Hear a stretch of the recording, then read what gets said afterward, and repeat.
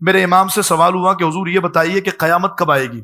تو پہلے آپ نے سب کو بتایا کہ جی قیامت کے علم کو اللہ تعالیٰ نے مخفی رکھا ہے، اور پھر یہاں پر بھی اس کے رسول کی بات کی کہ اللہ تعالیٰ نے وہ سورہ جن کی جو آیت کریمہ عالم الغیب فلا یظہر علی غیبہ احدا، اس کے تناظر میں آپ نے تفسیر بیان فرمائی کہ یہ آیت خاص اللہ تعالیٰ نے قیامت کے تناظر میں رکھی ہے، اور یہی وجہ ہے کہ جب وہ حدیث جبرائیل میں جبریل امین آ کر کے پوچھتے ہیں کہ یا رسول اللہ قیامت کب آئے گی، تو سرکار فرماتے ہیں مل مسئول عنہا باعلم من السائل، یعنی میں بھی اتنا ہی جانتا ہوں جتنا تم جانتے ہو، یعنی قیامت کے علم کو اللہ نے مخفی رکھا ہے۔ تو میرے امام نے پہلے یہ پورا سینیریو کریٹ کیا کہ کوئی یہ نہ سمجھے کہ امام تو حضور سے آگے بڑھ کر اپنا دعویٰ کر رہا ہے۔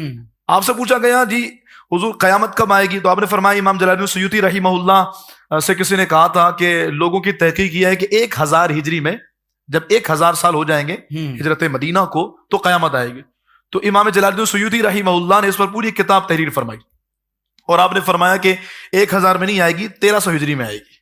تو میرے امام فرماتا ہے کہ ابھی بھی اس بات کو 26 سال گزر چکے ہیں، قیامت نہیں آئی۔ پھر آپ رحمہ اللہ نے سر جھکایا اور اسی علم جفر کا آپ نے سہارا لیا، اور آپ رحمہ اللہ نے فرمایا فقیر کی تحقیق یہ ہے کہ 1838 میں روئے زمین سے اسلام ختم ہو جائے گا، اور 19ویں ہجری جب اس کا آغاز ہوگا تو فرمایا اس وقت قیامت آئے گی۔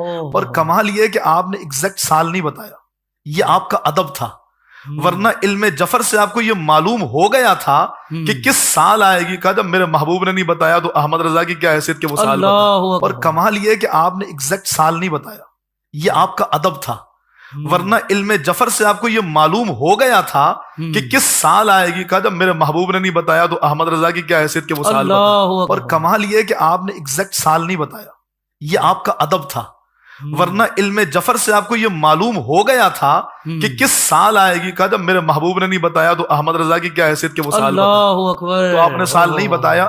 کسی نے پوچھا حضور علم جفر سے بتا رہے ہیں؟ تو آپ نے زبان تھوڑا منہ دبا کر فرمایا آپ آم کھائیے پیڑ مت گنیے، آم کھائیے پیڑ مت گنیے۔ اس کے بعد پھر آپ نے فرمایا جی ایسا ہی ہے۔ کولو گلا اب اللہ تعالیٰ بار بار ایک آیت کے اندر کس لیول پہ اتر رہا ہے کہ اے نبی تم سے یوں سوال کر رہے ہیں جس نے تم نے تحقیق کر لی ہے، تم کہہ دو کہ میں ڈر سنانے والا ہوں۔ پھر دوبارہ یہ بات آ رہی ہے کہ آپ کے اس کا علم اللہ کے پاس ہے، اللہ جب چاہے گا اسے ظاہر کر دے گا۔ یسألونک عن الساعۃ ایان مرساها، اے نبی یہ تم سے پوچھتے ہیں کہ قیامت کا دن کب آئے گا، وہ ساعت وہ گھڑی کب آئے گی۔ قل انما علمها عند ربی، اے نبی تم فرما دو کہ اس کا علم تو میرے رب کے پاس ہے، یعنی مجھے نہیں پتا کہ قیامت کب آئے گی، اس کا علم میرے رب کے ساتھ خاص ہے۔ لا یجلیھا لوقتھا الا ہو، اور قیامت کو اس کے وقت پر ظاہر نہیں کرے گا مگر وہی۔ اب یہ بالکل واضح ہے کہ قیامت کب آنی ہے یہ پیغمبر کو بھی نہیں بتایا گیا، قیامت کی نشانیاں بتائی گئی ہیں۔ اور جو بخاری مسلم میں حدیث ہے، حدیث جبرائیل، جو حضرت جبرائیل علیہ السلام انسانی شکل میں حاضر ہوئے اور جب قیامت کے بارے میں سوال کیا تو نبی علیہ السلام نے کیا فرمایا تھا کہ جو شخص سوال پوچھ رہا ہے، جس شخص سے سوال پوچھا جا رہا ہے وہ اس سے زیادہ نہیں جانتا۔ تو پھر انہوں نے کیا کہا، یا رسول اللہ قیامت کی نشانیاں بتا دیں۔ تو نبی علیہ السلام نے نشانیاں بتائیں۔ ثقلت فی السماوات والارض، یہ بہت بھاری حادثہ ہے جو آسمانوں اور زمین پر ہونے والا ہے، یعنی قیامت کا دن۔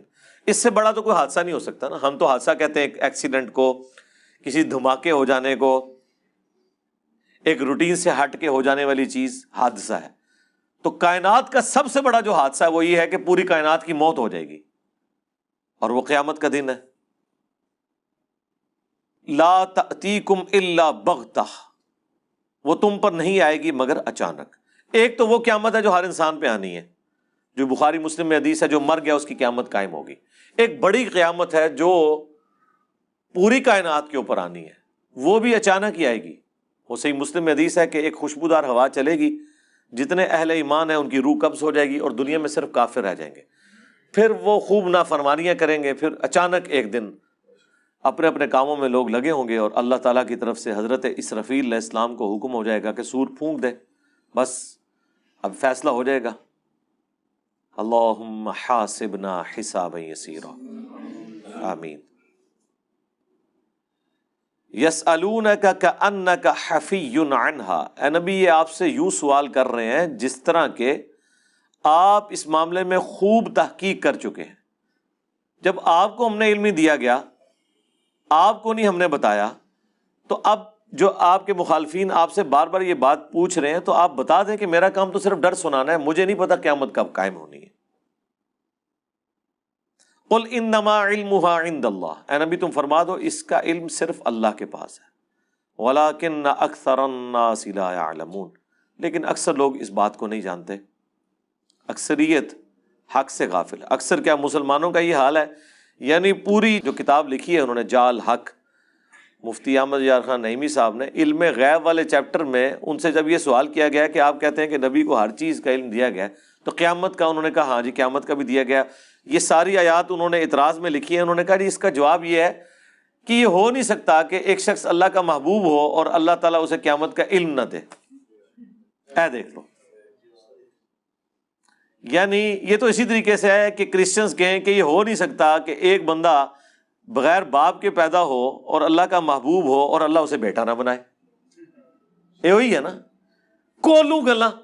اب اللہ تعالیٰ بار بار ایک آیت کے اندر کس لیول پہ اتر رہا ہے کہ اے نبی تم سے یوں سوال کر رہے ہیں جس نے تم نے تحقیق کر لی ہے، تم کہہ دو کہ میں ڈر سنانے والا ہوں۔ پھر دوبارہ یہ بات آ رہی ہے کہ آپ کہیں اس کا علم اللہ کے پاس ہے، اللہ جب چاہے گا اسے ظاہر کر دے گا۔ اب اس میں سے نکالنا کیا ہے؟ سپوز رسول اللہ کوئی سن بھی بتا دے، اس میں سے نکلے گا کیا؟ کیونکہ ہر شخص کی موت کا وقت تو الگ ہے۔ مجھے تو تب فائدہ ہے جب مجھے میری موت کا وقت بتایا جائے تاکہ میں اپنی لائف پلان کر لوں، اور وہ بھی ساتھ یہ بھی بتایا جائے کہ مرتے دم تک تمہاری صحت بھی اس قابل رہے گی کہ تم اپنے معاملات کو ریوزٹ کر سکتے ہو۔ اس کی کون گارنٹی دے سکتا ہے؟ کسی چیز کی کوئی گارنٹی نہیں ہے۔